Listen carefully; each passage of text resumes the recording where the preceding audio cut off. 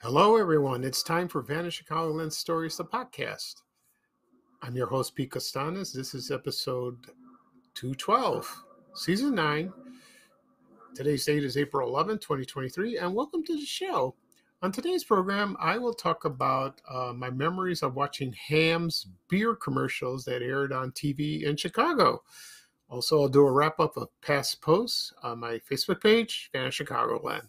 So this will be a fun show. Before we get started, the program will go into a commercial break. And this program is brought to you by Garanimals, children's clothing. I remember these very well. And what can I say? It's the 70s. So here's a commercial from 1977. And when I come back, I will talk about a little about Garanimals. And so sit back and enjoy, and I'll be right back. Thank you, everyone. These tags are the key to the Garanimal system, a great way to shop for kids' clothes. Just match animal tags and the shirts and pants go together. Match lions or zebras. Mix and match any number of tops and bottoms. Garanimals can take a lot of monkey business. In fact, they're so durable, most kids outgrow them before they outwear them. Garanimal. Just match the tag for a perfect match.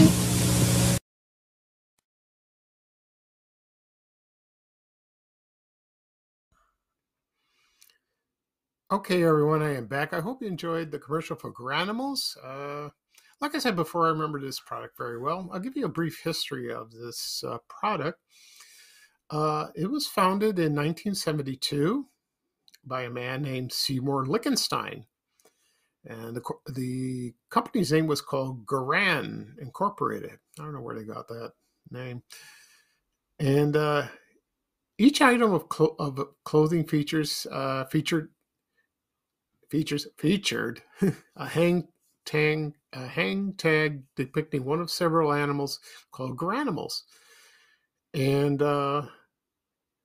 so you had the original clothing had like embroidered animals on the breasts or the bottom tops or on the waistbands of the bottoms, sometimes on the legs, or like you had shorts. And the purpose was to allow kids to pick out their own outfits with matching the same animals, top and bottom, which is kind of cool, like that. They were very colorful. The animals look so cute. I remember seeing these at Venture when it was in business.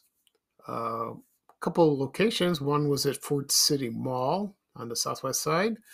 Also, the other Venture was in Oak Lawn at 95th Street and South Pulaski. I remember my mom went shopping there, and she took me with, and I used to see those. I never wore them because I was too old by then when Venture was in business. So I was in high school. Looked kind of silly wearing those. And they were in business for quite a while. Then they were discontinued. I don't know when exactly, but they were brought back around 2008, and now they're sold at Walmart in its stores and online. They do have them, so I'll check it out one day if I go to Walmart and see if they're there. Just out of curiosity.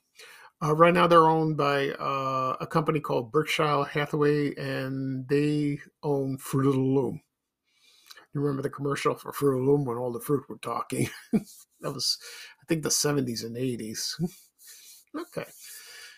So at the beginning of the program, I talked about, no, I didn't talk about, I mentioned that I will talk about Hamm's beer commercials that aired on television in Chicago. My memories of watching those. And also I'll do a past post on my Facebook page, Vanished Chicagoland. So this will be fun.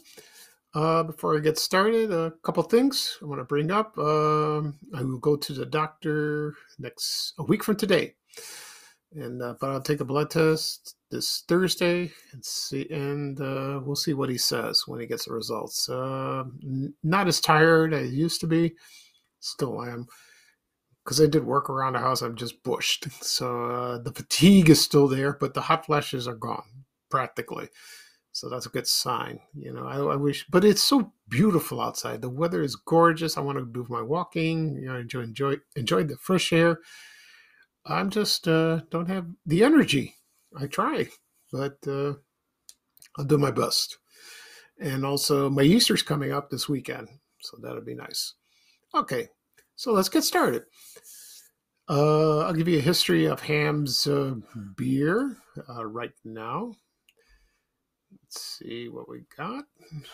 Okay. So this was found. This was called the Theodore Hamm's Brewing Company, and that was founded in 1865 in St. Paul, Minnesota. And of course, the man's name was Theodore Hamm with two M's, and he he bought a company called Excelsior Brewery. I can't say that. I can't say that word. I apologize. And that was the founder's name was Andrew Keller. And he bought that, and then he opened. Not only he opened in St. Paul, but he also opened in other places, like other cities. That is, and he acquired the other breweries. They were in San Francisco, Los Angeles, Houston, and Baltimore, and they all turned into Hamm's beer, and became very popular. And then they're trying to find a logo and a jingle. And so this gets very interesting.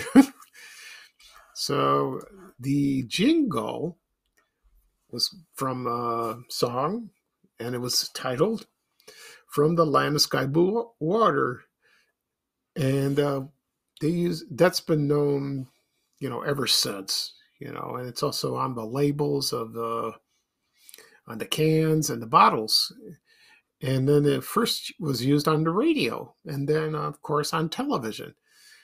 And when you hear that jingle, which I'm going to play in a moment, it will go like this: "From the land of sky blue waters," and then you hear the echo going, "Waters, comes the beer refreshing, Hamm's the beer refreshing."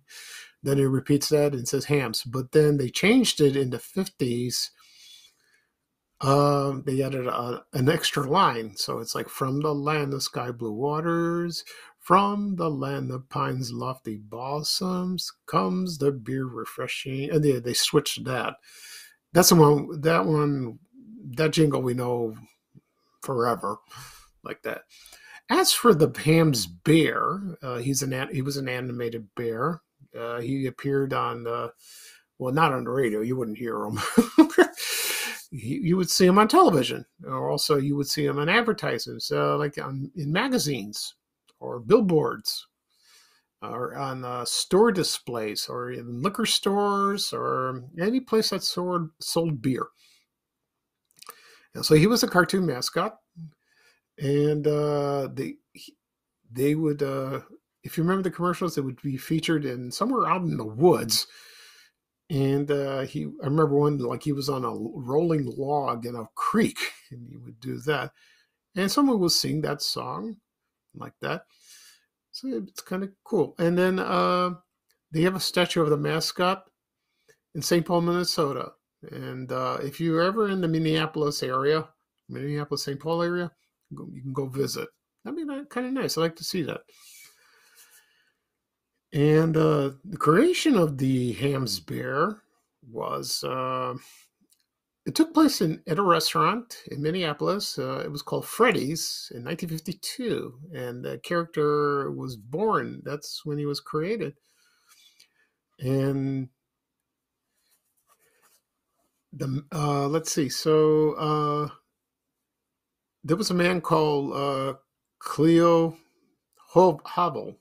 I think he's a man or a woman, I guess. He got the credit of drawing the bear on a napkin, and that's when he was born. So he was responsible for that. So that's kind of nice, like that. And so the memories of watching the commercials for Hamm's beer was, of course, during sporting events. Like for example, the Chicago Cubs, Chicago White Sox, Chicago Bears, Chicago Blackhawks, the Chicago Bulls, all of them. All the sports teams in Chicago, but not just in Chicago, also in LA and Houston and Baltimore and Kansas City. Wherever they had breweries located, they used him like that. And every time they get the Hamm's beer, they get excited, you know. And I didn't watch much sports. I'm not much of a sports fan, but when I was little, I remember when the Cubs were broadcasted on WGN TV Channel 9, and they would show that commercial, for Hamm's beer. And it looked very, how would I say it, scenic, and then he showed the beer glass like that. So it's nice like that. And so right now I'm going to play the not the theme song, excuse me, the commercial of Hamm's beer that features the bear. It's in black and white. You can find a lot of them on YouTube. Just do a search. You can find them there. They're all there. Practically, they're in black and white. They're in color. There's some Hamm's beer commercials that do not feature the bear. They just feature maybe a couple drinking beer, or just there's a couple like in the 70s where there's a guy driving a Jeep somewhere mountainous, in a mountainous area with a bear in the passenger seat. That'd be kind of funny, and I've seen that. So sit back and enjoy the commercial for Hamm's beer. This is the full with the full jingle, not the one that I just sang. So there's some extra lines there. Okay, so I'm going to play it right now, and I'll be right back. Thank you, everyone.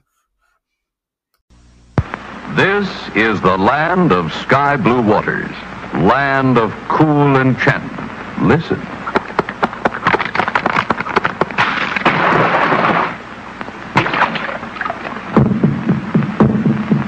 From the land of sky blue waters, from the land of pines, lofty balsams, comes the beer refreshing, Hamm's the beer refreshing. Hamm's. Yes, from the land of sky blue waters to you comes Hamm's, the beer refreshing as the crisp, cool land it's brewed in. The beer that captures for you the wonderful refreshment of this enchanted Northland. Hamm's. Hamm's. Crisp, clean cut to the taste. Refreshing. Hints of lakes and sunset breezes, dance and sparkle in each glassful.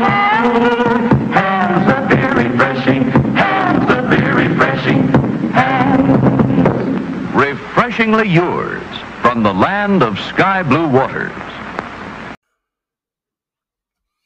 Okay, everyone, I'm back. I hope you enjoyed the commercial for Hamm's beer that featured the bear.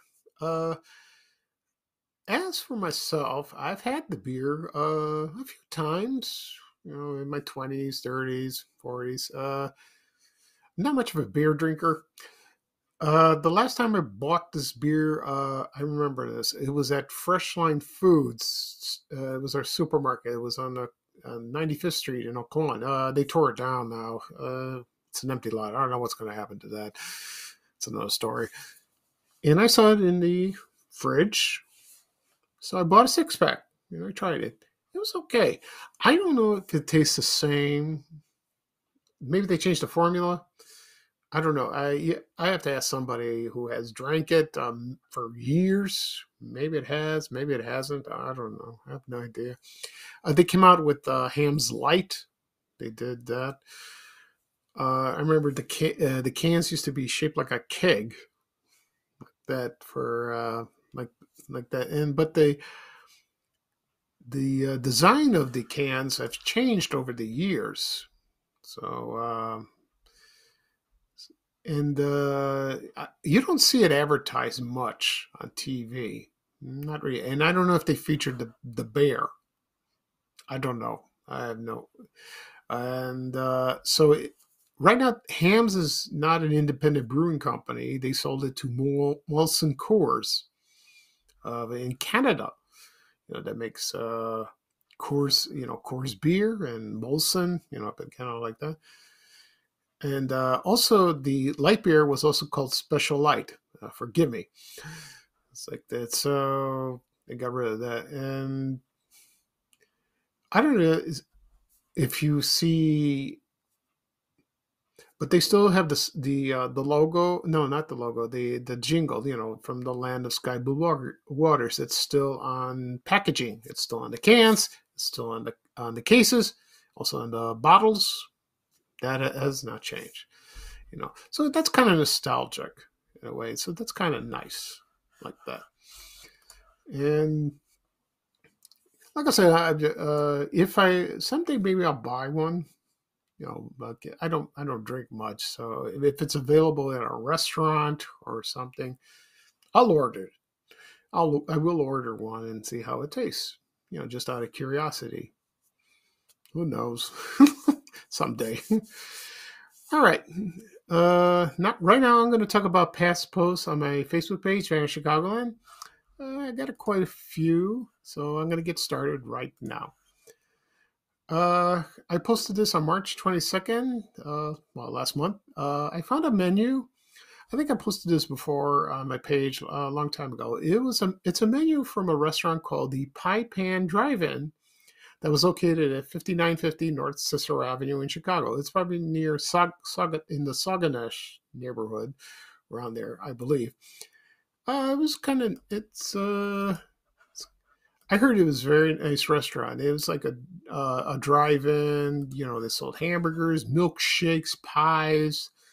And it was I don't know who owned it, and I don't know when it was in business or when it went out of business. But a lot of people who lived in that area remembered it very well.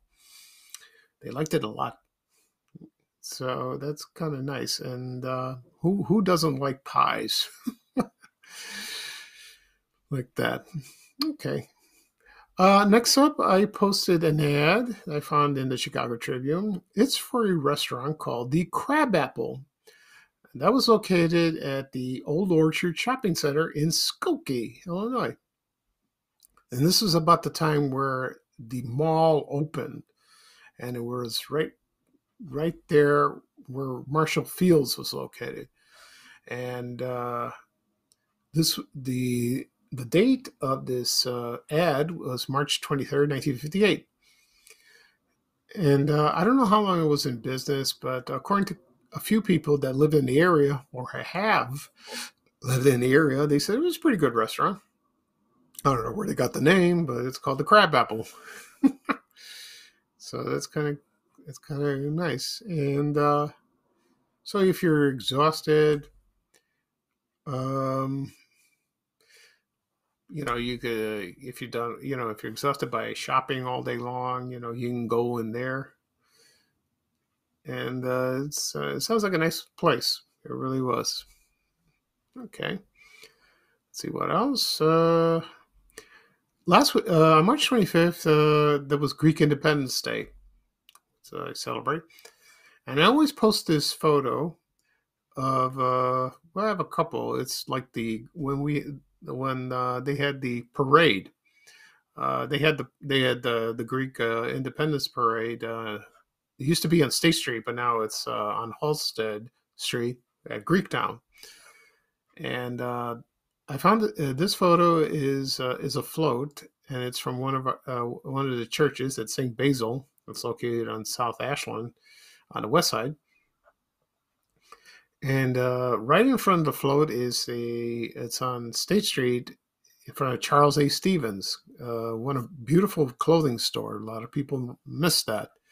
So it was kind of nice like that. I think it was like in the 70s, I used to march in this parade when I was a kid. There's a couple photos I have, and when I was in school.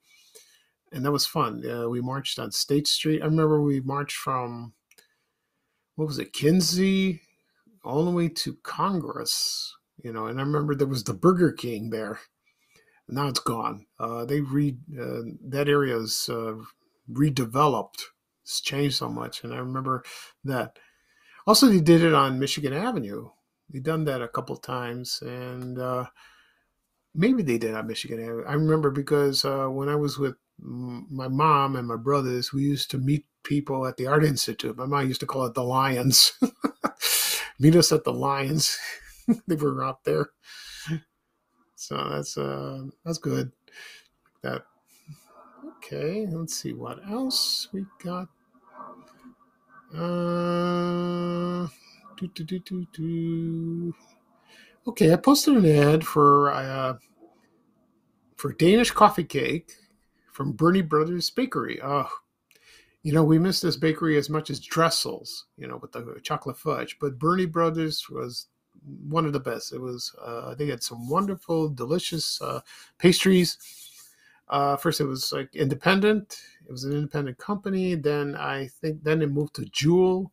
They had their own section, and then they went out of business after that. I did a podcast episode way back about this company. I might do it again, just get to more detail because I seem to recall I did an episode. It was called Bernie Brothers versus Dressels, like which one was the best. So I haven't done one like solely of that company. We'll see what happens, because it's worth repeating, because people still miss it. And they had wonderful birthday cakes, for any event, even for graduation, uh, holidays, Easter, Christmas. I heard the chocolate chip cookies were good, according to my followers on my page, so that's kind of nice. I miss it too. I really do. It was like the pink boxes, like that.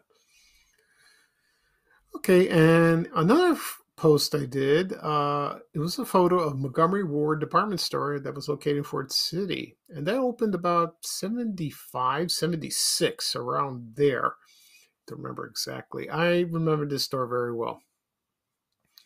And I remember when it was in construction, I lived in the area at the time. I remember they were having construction in it, and everyone was looking forward to this store, to being built so they can go shopping like that. And once it was opened, everyone flocked over there and started shopping there. I applied for a job there, didn't get it. I applied again, didn't get it. I don't know what's wrong with me. I had bad luck applying at Fort T. So I posted this photo on my page, and it's black and white, and it's kind of nice, and people still remember it to this day. It closed about, I don't know, late 80s or early 90s, and then from what they tore it down. So they built one and then they tore it down. It's kind of sad, like that. Yeah, that is sad. Also, I found some TV preview covers. This is from the Chicago Sun-Times, the TV preview magazine. It all featured about baseball because it was opening day in Chicago, for the Chicago Cubs. I think the White Sox was later. And it's kind of nice. You see all kinds of broadcasters, like, for example, Jack Brickhouse, Lloyd Pettit, Harry Carey, anything associated with baseball, which is kind of nice. That's kind of cool, like that. And I found there was a collection, and there was also Bill Veeck, that also where they aired on Channel 9, Channel 32 in Chicago. Yeah. Okay. Next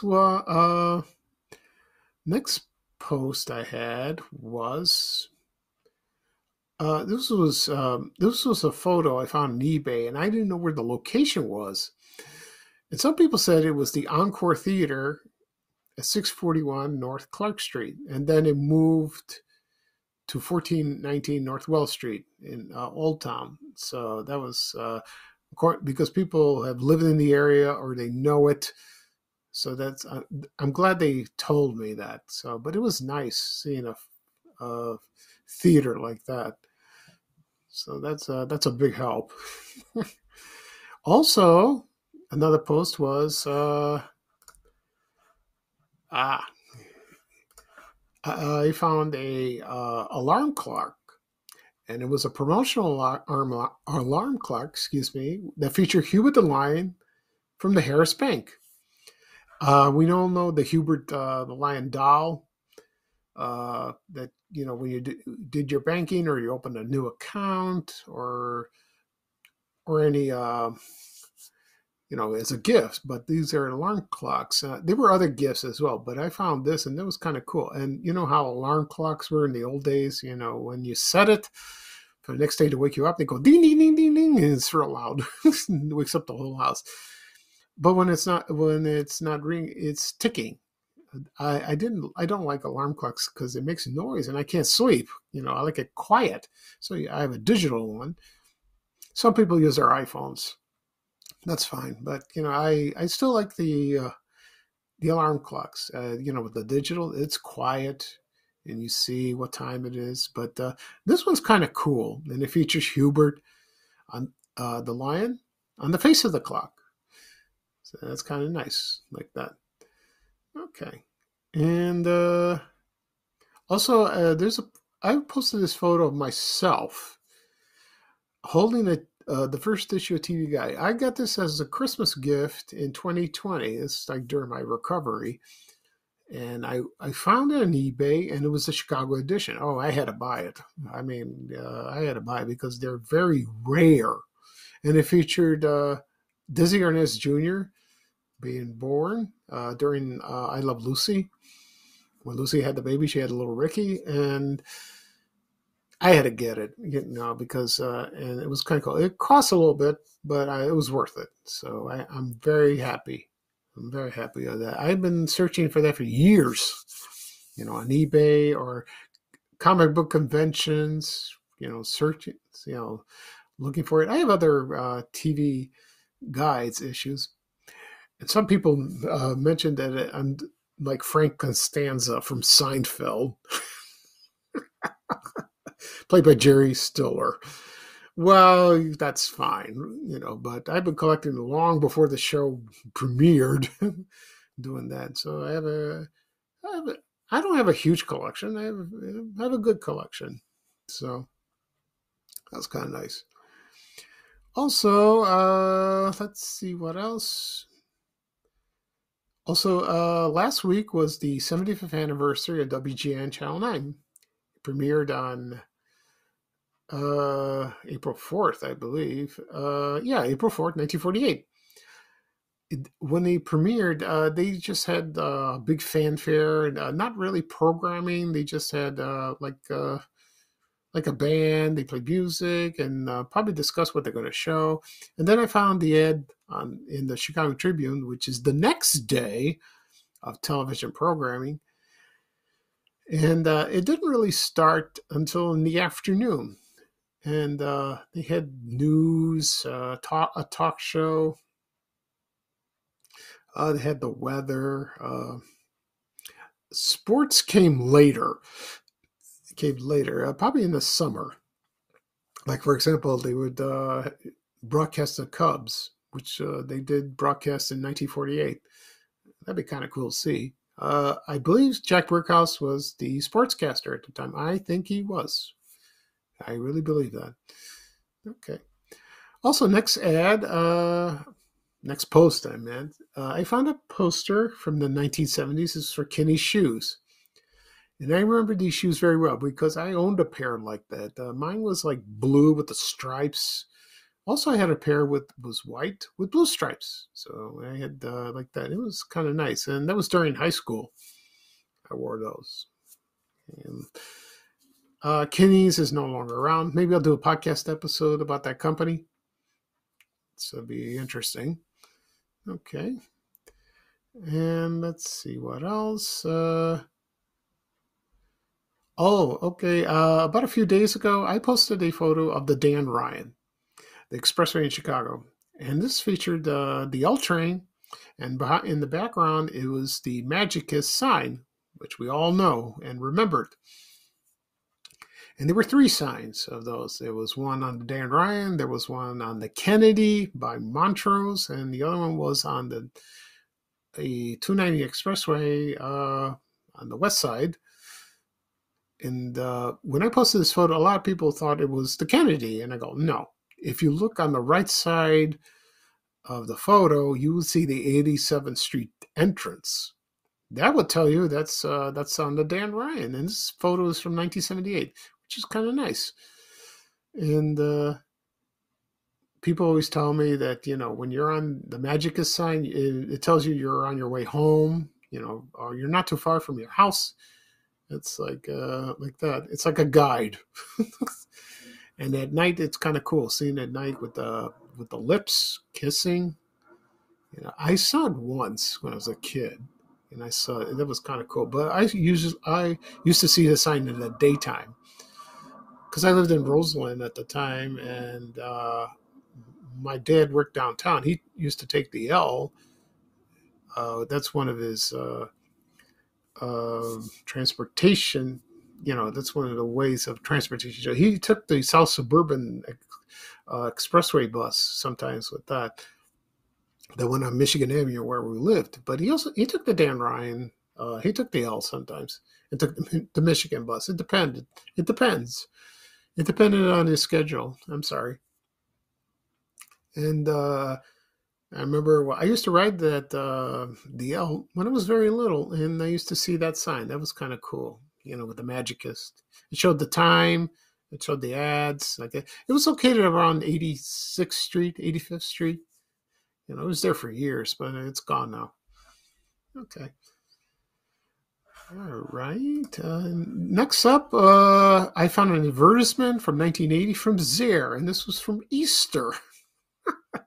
And people were making fun of the clothes like that. So I thought it was kind of cool to celebrate the Easter like that.